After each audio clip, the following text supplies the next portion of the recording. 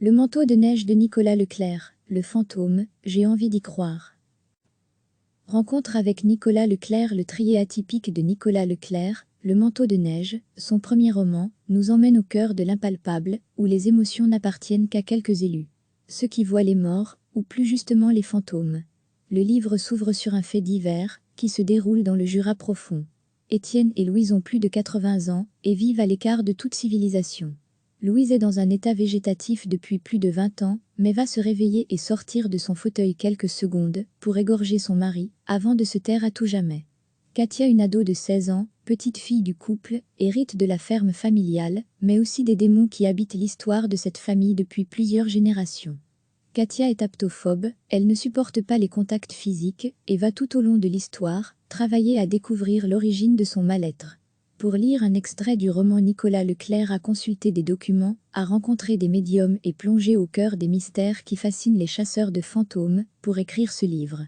Le manteau de neige, de Nicolas Leclerc, au seuil - une lecture expérience que l'on quitte avec des doutes et des interrogations.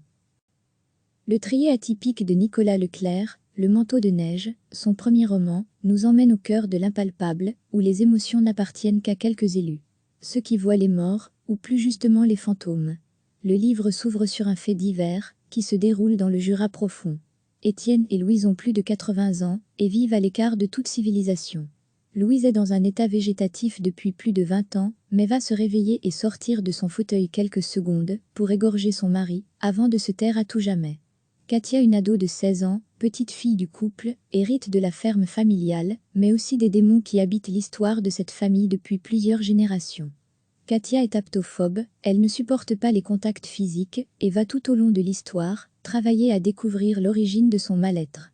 Pour lire un extrait du roman, Nicolas Leclerc a consulté des documents, a rencontré des médiums et plongé au cœur des mystères qui fascinent les chasseurs de fantômes pour écrire ce livre. Le manteau de neige, de Nicolas Leclerc, au seuil - une lecture expérience que l'on quitte avec des doutes et des interrogations.